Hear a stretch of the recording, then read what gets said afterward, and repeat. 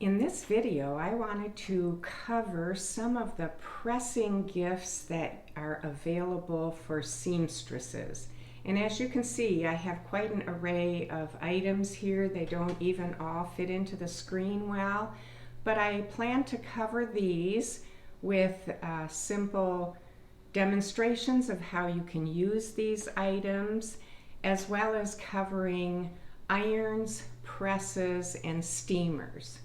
So follow along with me and be ready to share this video with those in your life that never know what kind of gifts that they can buy for you, because for a seamstress, all of these gifts are fabulous additions to your sewing room. The first item I'm going to talk about is the Quilter's Cut and Press board. This is really useful, especially if you travel. The one side of it can be used for pressing on, while the other side can be used, it's got the grid and everything that you need, and it can be used with a rotary cutter for cutting smaller items. Now, these do come in a variety of sizes, everything from a small, I don't know if it's like a 10 by 10. I have a real small one that fits in my suitcase, and then this is a little bit larger for when you're traveling and you actually might want to press something. So this is useful to have and a nice addition to your sewing room. Moving on to some of the other items, let me cover the sleeve roll and the ham and the ham holder. I love these items. The sleeve roll can be slid into a pant leg or obviously a long sleeve so that you can get a good press on some of those harder to reach items that don't work well on an ironing board.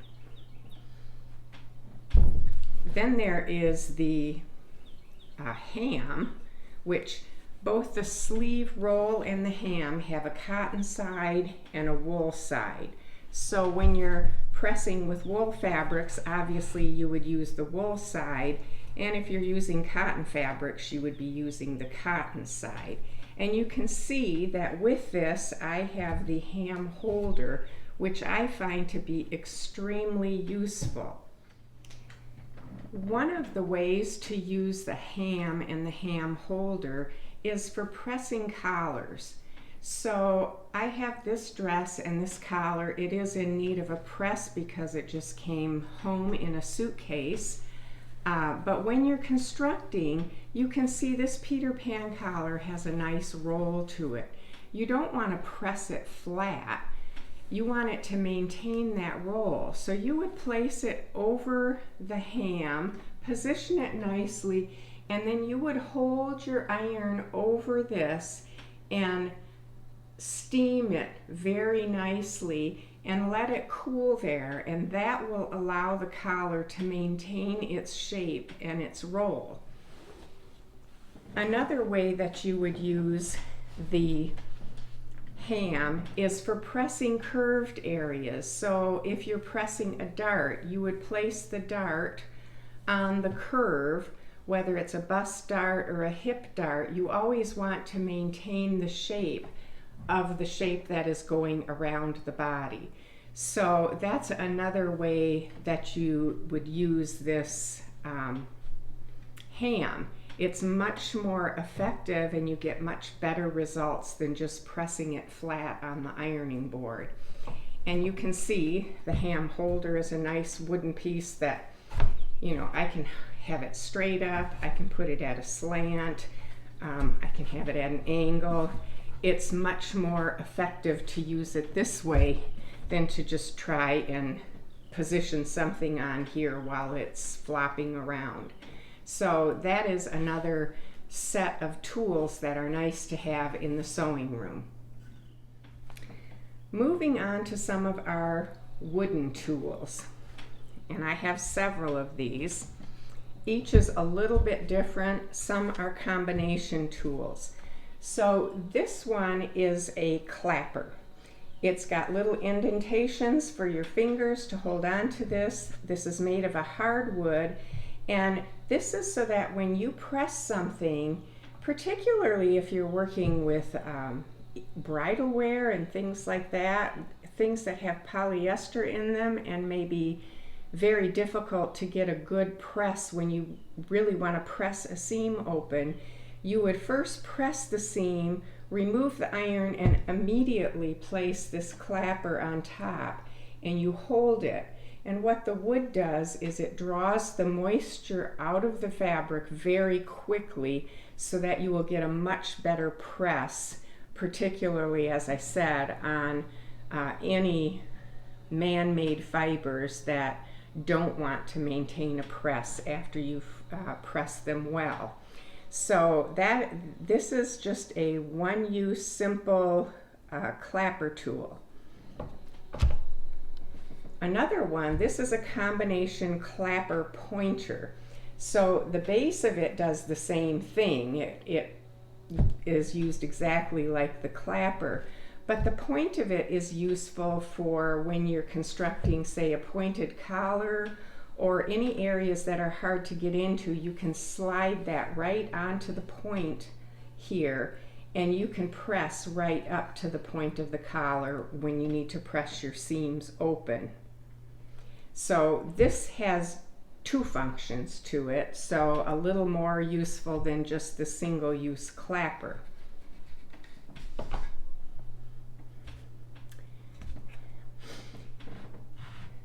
This would be the fanciest of all the tools. It is called a Tailor board, and it doesn't have the clapper function, but the wood serves the same purpose in that you can get points here. If you've got a Peter Pan collar that you need to press the seam open, you can use the curves here. You just have so many different curved areas that can work for sliding things on and pressing those seams open. So it really hits all the hard to reach places. So this is wonderful. Tailors use things like this all the time. And if you have this, you could get into just about any seam that needs pressing. And my last wooden tool here is called a seam stick. It has a little groove here so it can be hung on the wall when it's not in use. It also comes with a sock that goes over it if you're worried about snagging a silk fabric or something like that. One of the reasons that this is such a great tool is when you are sewing, say, any seam, and you want to press it open, but you don't want to leave an imprint of the seam allowance that is going to shadow through on the right side of the fabric. You can use this seam stick, and you can see as you would press an iron along here, it is going to press the seam, but the seam allowance will fall below here, so there will be no imprint left on your fabric. So this is a really great tool. I have the shorter one. It also comes in a longer length. If you do a lot of pants, you know, you wouldn't have to shift this around as much. You could slide it in once and get most of the length of the pant out. So this is not quite as common in the seamstress's workroom, but this is a great tool to add to the workroom. Of course, I always have pressing cloths. I have a linen one and an organdy one, a silk organza, I believe it is. And both of these are wonderful in the sewing room. You can see, I can see through the organza one. The linen one is somewhat see-through, but not great. I don't know if you can find these particular fibers. You always want to have a natural fiber for a pressing cloth, and I know that it's very easy to find just a thin 100% cotton press cloth, and I'll put a link to that below as well. A Raja pressing cloth is something that I think should be in every seamstress's workroom. This is great for either putting in a permanent press or for removing a permanent press. So if you've ever had to lower the hem on a skirt or a pair of pants, particularly with growing children, you have that crease that's left where the former hem has been. Using this press cloth, and it does come with directions this side up, there is some sort of chemical in this press cloth that when you place this press cloth on top of that crease and then press it with some steam, it will take the crease out when you're letting a hem down. But by the same token, if you're making a blouse or a dress with pleats in it that you want the pleats to be permanent, because otherwise when you say if it's cotton and you wash it, the pleats all tend to come out. You can press those pleats in and they will be permanent if you use this press cloth. It also works great for putting a permanent crease down the front of a pair of pants. So this is another not as well known but really effective pressing cloth. And then there is the sleeve board. And the sleeve board is exactly what you would expect. You can slide a sleeve in here and press the seams open as you're constructing. This is also a great little board to use because it's smaller. It's good for children's clothes and even for doll clothes. It works very well. If you were going to use this a lot, it comes with just a flimsy padding and a foam. If this was something that you were going to use a lot in your sewing room, I would recommend padding it with wool and cotton batting underneath it for a better press. And it does release here and fold down, and then it can be hung on the wall, you know, with a command hook or something like that.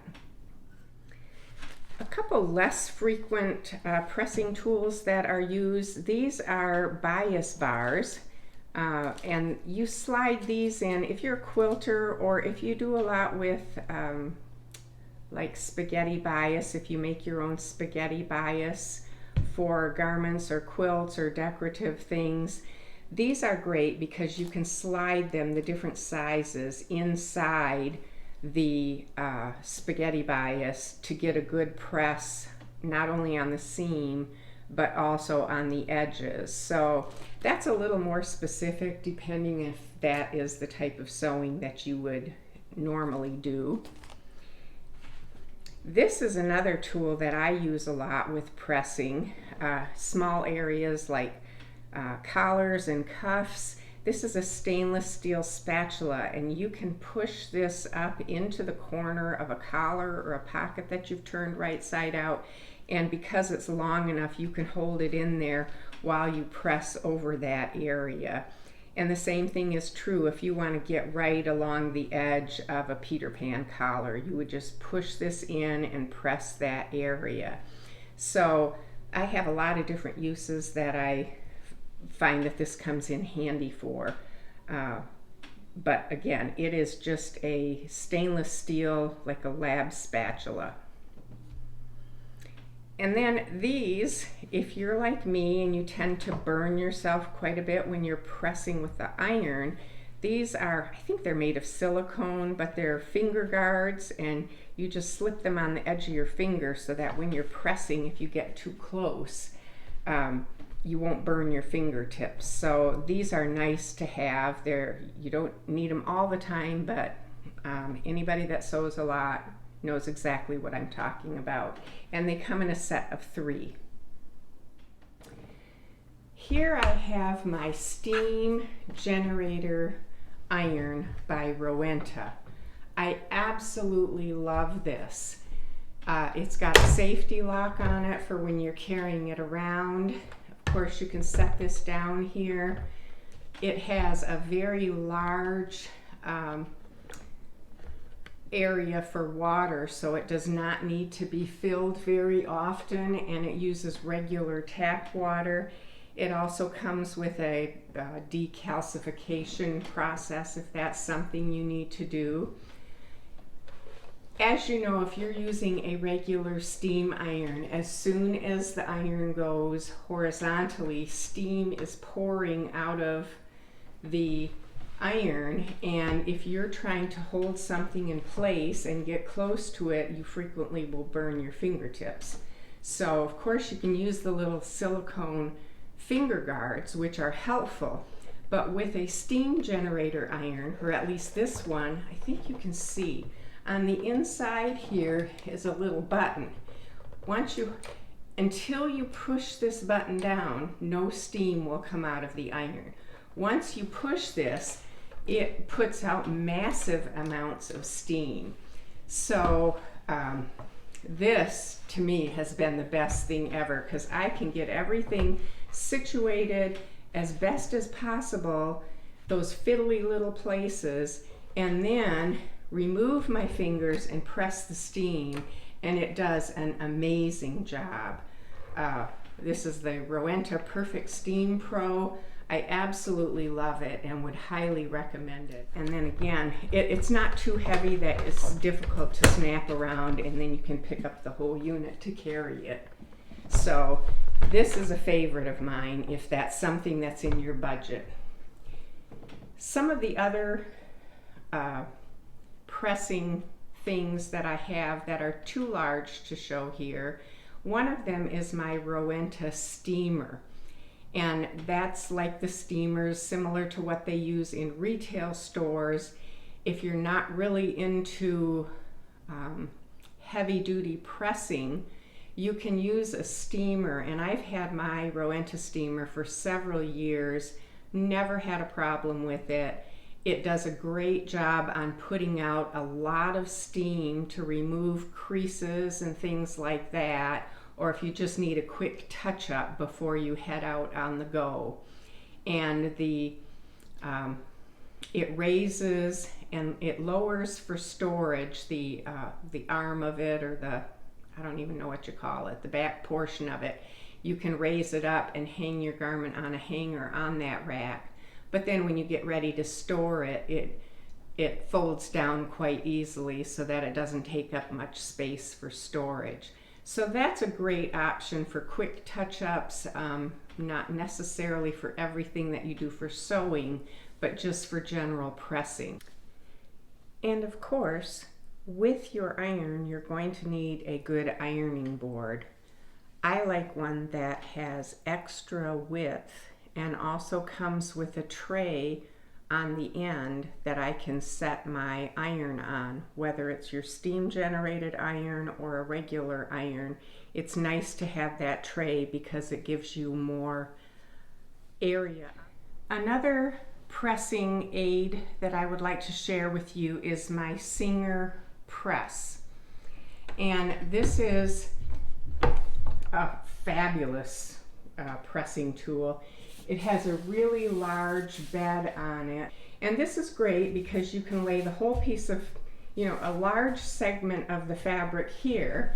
You put it down and got little buttons here that you press down to even give it more of a burst of steam. But this works so well. I've had it for a number of years and I've been really happy with it.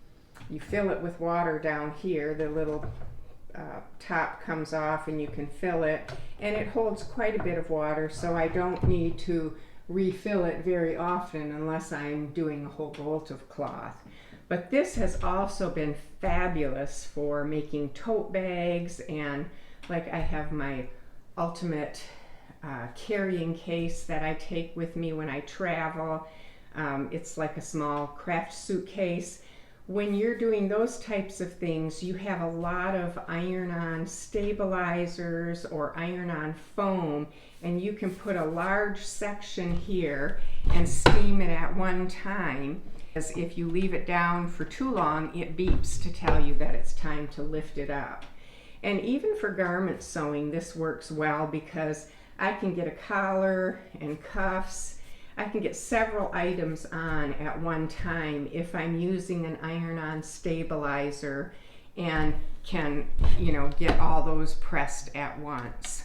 So, and the same thing for down the you know, your button areas, your area for the buttons and buttonholes. You can lay one on one side and one on the other side and get it all taken care of with one shot. I will put links to all the different products below in the description, so that if you are interested in looking at them or purchasing any of them, you can quickly be brought to the product. If you have enjoyed this video and want to see the other ones and not miss out on any new videos as they come up, please click the subscribe button below.